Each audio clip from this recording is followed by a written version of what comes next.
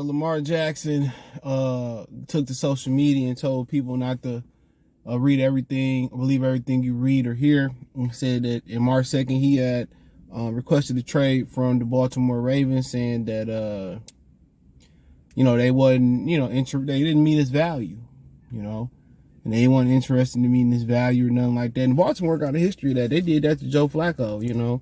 They could have played Joe Flacco and saved a lot of money. Flacco went on a Super Bowl run. They ended up overpaying Flacco.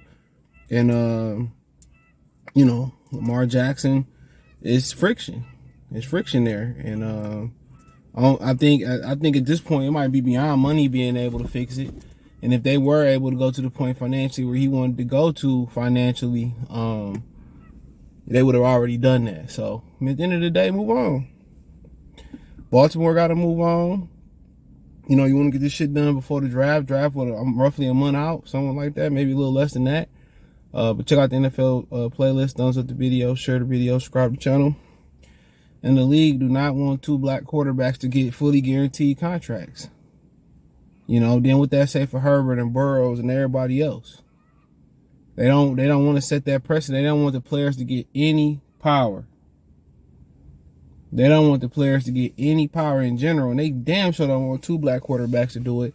And people say, well, they probably in Cleveland shit list, or Cleveland probably on the NFL shit list. And the thing about it is, Cleveland already been in there. They took their team already, so Cleveland didn't give a hell. They probably told Cleveland not to give Deshaun Watson no play. Cleveland was like, man, F y'all. And that's kind of where this really began. And Lamar was like, well, I've been an MVP, so, and I don't have the off the field issues that Deshaun Watson got, then you take away, he not using the agent. So guess what? Their boys can't get broke off. Like I told y'all in my live stream about Lamar, I told y'all it's all, everything you talk about judicial system, you talk about corporate America, which is big business. When Trump got into office, the NFL went from a non-profit to a profit. I don't know what their status is right now, but you got to understand the agents in the union, in the league, teams, and the owners, they all work together. They all in cahoots. I told you it's no different than the judicial system. The DA, the public defenders, the defense attorneys, the district attorneys, everything. The judges, the clerks, paralegal, all of them it's a favor for a favor. All of them work it out. When you got money, guess what? The more money you got, the more connections, the chances you got that you're gonna beat the case. You ain't got no money, guess what? When they do that favor for the person that they got a lot of money, guess what? Now I need that favor back. Now give me him. I know he ain't guilty, or I know he innocent, but guess what? Give me him, and I can get I can keep my numbers up, and the detectives and the police rate can keep, can close the case and keep their numbers where it need to be kept. So he trying to, not only, is he trying to break the system of getting a record contract, like Watson, he doing it without an agent. And his mom brokering the deal. They not gonna let that happen. But talking about fits for him, he's probably talking about going back home to Miami. First and foremost, if you talking about if you leave and you don't want to move backwards, I'm telling you. Like going to Atlanta, they not quite ready yet. They ain't got enough pieces. They getting there, but they still got a couple more years of building. So you talk about a place like Miami, make a lot of sense. Make a tremendous amount of sense. He from there. Tua all broken up and shit. They still extended Tua in the 5th year. The GM, Chris Greer, loved Tua, even though, he limited. That'd make perfect sense. And, Miami gonna have a lot of cap space next year too. So, I don't know how they make it work this year, but it'd be perfect for him. It's a great spot for him. New England, I don't see that working with Bill Belichick. That's a shit show up there. I wouldn't want to go there. Complete shit show. Look at what the Mac Jones going through. The Jets are already we don't know when it's going to happen with Aaron Rodgers. The Bills good. I think Jacksonville in good hands. I think Tennessee right now, they losing a lot of talent. They might be in the rebuild. They supposed to have put Derrick Henry on the trade market. They're not going to get nothing for him because he already 29. Start to look. Houston, they got picks, but once again, you starting back over in Houston. Indianapolis might be interesting. You got Pittman. You got another receiver over there too. I can't remember. I know you got Pittman over there. I mean, Lamar will be a little bit different for Indianapolis, but they got some good defensive players over there when they're healthy too. So I think Indianapolis can afford it. Obviously, you get a known commodity at quarterback. Get him a couple more, well, another weapon or two.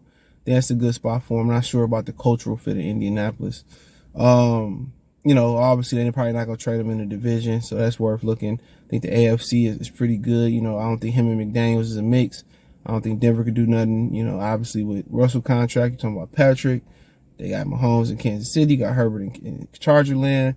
You start going through the AFC West. I mean, they pretty much stuck with Stafford. The 49ers pretty good at quarterback. The Seahawks, cool with Geno. They got a hot pick, so I don't see them doing that. Arizona got Kyler Murray, see where he at health-wise, but I think they already paid him and committed to him. Go through the NFC. I mean, I think hopefully Jalen Hurts waiting on Lamar to get his deal. Obviously, they committed to Daniel Jones already in New York. Obviously, they got Dak in Dallas. They committed to him. Football team, the Commanders. I like the football team better. Commanders, that's a great spot for him. You plug him in. If Dan Snyder was the owner, it'd probably be done. But obviously he is the owner, but he got to sell. So I don't think he can make those critical decisions right now. So with them trying to sell the team. So yeah, I think that's a great spot for him. I think that's one of, three perfect spots for him. I mean, you plug him in right now, and they probably not gonna want to send him from over there in Baltimore to DC neither. That's a great spot for him. Terry McLaurin, good receiver. Still believe in Damani the Kid Brown that they got from North Carolina. I think he'd be pretty good. Curtis Samuels. They probably just want to add one more weapon. I like the tight end, former Logan Thomas, former Virginia Tech quarterback.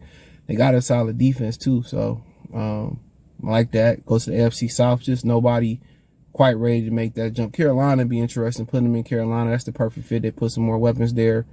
That'll be a great fit, honestly. Carolina. Number 1 overall pick for Lamar. Why not?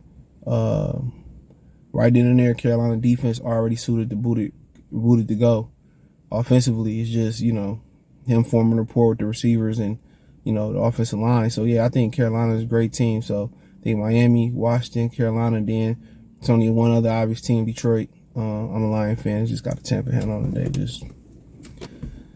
Just matching my shirt. But yeah, it's the Lions. It's probably the best fit for them. Obviously them and the Commanders, excuse me. Got a bunch of weapons there. Got a great offensive line. Defense coming together. City gonna get behind them for sure. This will be the best fit for them. Honestly, I think it's the best fit for them. You win a dome. You got weapons. They probably get one more receiver in the draft. We got, 4 picks in the first 2 rounds. So even if we got to send 2 first-round picks, they get 18, not 6 this year, and they get our first next year. And then you got to understand we give up 1 pick for them. We still got number 6. We still got 2 2s. We got a 3. We got a 5 and some other stuff. And then next year, then we got one more pick from Vikings next year, like a 3rd or 4th or 5th or something like that. So it's a great fit for him. Him, Swift, David Montgomery. St. Brown, called him a.k.a. Sun God. Jameson Williams is a freak of nature. He's a football player. He wasn't even 100% healed, so it's nice to keep DJ Shark. But yeah, I love him in Detroit. I think a lot of fans love him in Detroit. But for Lamar, you gotta do what's best for him. But if anything can heal this relationship, it's got to be money. But not having an agent there, he heard all their concerns and all the doubts they got with him. The agent is the bumper. He hear all that. And he just kind of, take that, tell you only things, you need to hear and not tell you the bad things and concerns they got about you. So, I mean, this is critical. This holding up probably Joe Burrow getting paid, Jalen Hurts getting paid, Justin Herbert getting paid. So, his thing is your job as in the brotherhood in the field is to continue when you got the opportunity to reset the market. Anything less is usually a failure. So, NFL players, everywhere should be rooting for Lamar to reset that market, especially the guys that I named at that position that's coming up. So let me know what you girls and guys think. Check out Detroit. I'm sorry. Check out the NFL playlist. Thumbs up the video, share the video, subscribe to the channel. Next subscribe button is the bell icon button. Hit all notifications, increase your chance, get notifications. We go live or drop a video.